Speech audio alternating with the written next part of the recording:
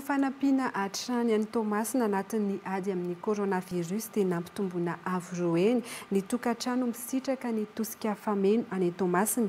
Nisy ny fifandresen-dahatra tamin'ny banky iraisam-pirenena hoy ny filoham-pirenena mba ahafahana manampy bebe koa any Tomasina ka antony nampitomboina ho 2,4 alina ireo tokantrano hisitraka izany. Fanampanazavana.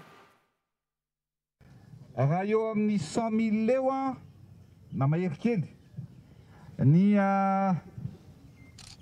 tokantrano eto a Toamasina na ny foyer ny lazaina anazy eo amin'ny 100,000 na mahery kely eo dia rehefa niresaka tamin'ny Banque Mondiale dia eny fa omentsika 100,000 ariary ireo tokantrano zay ho fateny. Karaha ohatra ka any amin'ny 25,000 tany zany ny olona tokony mahazo dia omaly mihitsy alohan'ny nankanaisana tatia dia mifampandiniky zay hoe raha ohatra ka ny ray apahefany ohatran'ny kely ihany satria maro ny olona sahirana, maro ny olona tokony ho ampiny.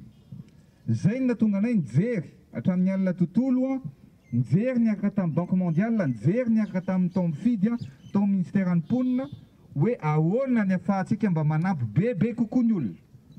Noho izany dia ny atsasany latsaka kely ny tokantrano zay sahirana rehetra zany eto Tomasina zay ho fatena ny fidy dia eo amin'ny 42,000 tokantrano eo zany dia omena fanampiana avokoa zany hoe raha tokony ho 25,000 dia ataontsika 42,000 nisan'ny olona zay ahazo ny tosika fameno eto Tomasina.